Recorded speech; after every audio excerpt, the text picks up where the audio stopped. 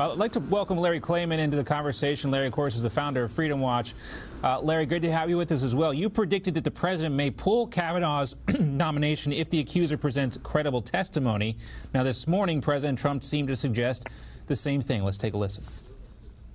Well, I would let the senators take their course. Let the senators do it. They're doing a very good job. They've given tremendous amounts of time. They've already postponed a major hearing. And really, they're hurting somebody's life very badly. And it's very unfair, I think, to, as you know, Justice Kavanaugh has been treated very, very tough. And his family, I think it's a very unfair thing, what's going on. So we'll see. Larry, that's the president today. And, you know, he has done a great job, to his credit, of staying on message on this, not blaming the victim here, but also standing by Brett Kavanaugh. You know, when you look at what is ahead, what could take place Monday, whether she shows up or not, do you think the Senate should still go through with the hearing and just get Brett Kavanaugh's side of the story, or should they delay it? I think they should go through with it. I mean, what has happened here, obviously, is a political gambit. The Democrats are very clever. Nobody says they're not. They may be unethical, but they're very clever. And they know that if this vote is rammed through, they're going to have an issue in the midterm elections to say that women's concerns have not been taken into account. That's why the president's backing off right now. I believe that they should as a matter of principle, but the Senate doesn't usually do things on a matter of principle for that matter. And that's the difficulty here, is that if they don't confirm him, the president, you know, may not even get another chance, given everything that's going on in Washington with Mueller writing impeachment reports and everything else. So I think they should confirm him right now. And you know, John, I've had reservations about Kavanaugh for a lot of reasons, but it almost makes me sympathetic for him to see this witch hunt, and that's in the true sense of the word, that's being used against him. Sure, there are cases that are valid, like Harvey Weinstein and Kevin Spacek and others, but this one seems to be trumped up, no pun intended.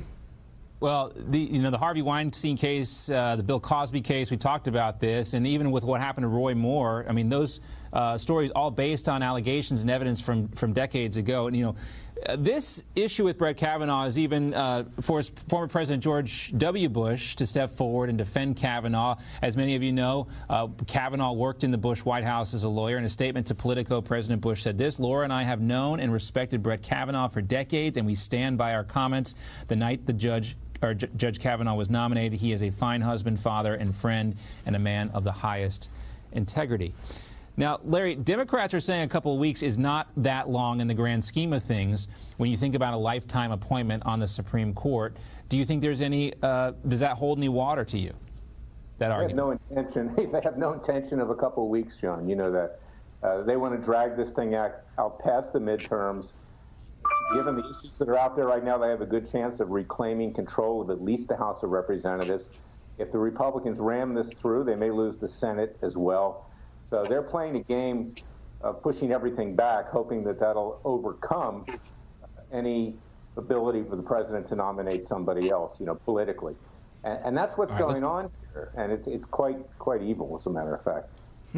Yeah, it's transparent politically what's going on here. You know, you have two opposing forces here. Politics is the central factor in what's at play here. Last night, Bo, the president tweeted this: "The Supreme Court is one of the main reasons I got elected. I hope Republican voters and others are watching and studying the Democrats' playbook." Do you think this whole process could actually, we talked a little bit yesterday about the complacency among Republican voters, but do you think this might actually, Bo, inspire Republicans to get out to the polls if they weren't going to show up otherwise? Well, I'm a Republican and I'll be there. But, you know, when we look at on the face of the allegation, again, you got a young man, 17 years old. Maybe he was having a couple of beers. I mean, I've done it myself where you're trying to kiss a girl, you get on top of. This is not a rape, and to use the rape context here is something that's, you have a crime or you have a young man. We've all done it when we were young men, and you had a couple of beers and you try to kiss a gal. She maybe push you away. So what do we really have? Did he rip her clothes off? Did he really try to rape her? And now all of a sudden they're talking about, oh, well, she thought she was groped. I mean, at what point do we say, hey, this is not enough of evidence here? One, forget about criminally prosecution. You have nothing here. But to destroy a man with one allegation like this is getting crazy now. And now we all know about what happened with Moonves. But Moonves had a bunch of people that came out. Again, with Harvey Weinstein. Again, you have many people. But this man is an impeccable jurist. And you know what? It would be wrong if he doesn't get at least voted and be put on the Supreme Court. He's had 300 major law decisions there. This is a real great jurist. Bernie raises a really good point. Real quickly, John. Jeffrey, before we got to wrap to the next topic. I did a column yesterday for The Spectator. Cory Booker, of all people, is something called the Redeem Act, which is about sealing the records of juveniles who are, have some sort of a criminal problem. And the reason he gave for it is that when boys are 17 years old, their brains aren't fully mature and fully developed, and they can't be held responsible for a lifetime for whatever they do. And that's Cory Booker. Well, this was Kavanaugh, to say the least. Look, guys, the point I think is we're never going to really know what happened because we weren't in the room. This was over 30 years ago. It's her word versus his. We don't have, corroborating stories of people who were there. People heard about it. If this stuff should surface, it could be problematic. But right now, I think the issue is, without assigning guilt or innocence to anybody, we just can't get to the bottom. And when you can't get to the bottom of these things, you kind of have to go back to where we were, I guess, at a point before these allegations were raised. Unfortunately, that can't happen for Brett Kavanaugh. He's going to have this hanging over him for the rest of his life, and so is Dr. Ford, unfortunately, and we will never really probably know what happened. All right, the other big story we want to talk about, guys, is the FISA document dump. The president is not backing down of his unprecedented order for the Justice Department to declassify documents related to the ongoing Russia investigation. These documents include FISA applications and warrants and even text messages between current and former top FBI officials, which include James Comey, Peter Strzok, and his lawyer Lisa Page. Now, Larry, first to you, it's not immediately clear when these documents will be released, but what is the legality of unredacting and releasing these previously classified documents? Once the president orders that it be declassified, it's completely legal. There's no question about it. And as you know, John, most of the classifications that come out of the government are phony anyway. It's just to protect people. It's not really national security. But the president has the right to do it. People have suggested that Deputy Attorney General Rod Rosenstein may defy this order. Let's hope he does. It'll give the president an opportunity to fire him finally. And let's hope that Sessions also plays a role so they can fire him as well, so we can move on with the Justice Department that in some way functions. Well, in reality, John, that leads us to our next topic, and that's Jeff Sessions. Go ahead. Now it's time for Sessions, as the Attorney General, to step up and abide by the presidential order. When an order comes from the president, they have to abide by it. He has to step up, Sessions, and say they have to produce this information. Well, it's clear we know that President Trump is frustrated with Jeff Sessions. We have this interview that the president apparently did with the Hill TV. The relationship has been strained, to put it nicely. Of course, the former Alabama senator recused himself, as we know, from the Russia investigation early on in 2017. And the president, very upset still with Sessions. In an interview with the Hill TV, Trump said, quote, "I don't have an attorney general."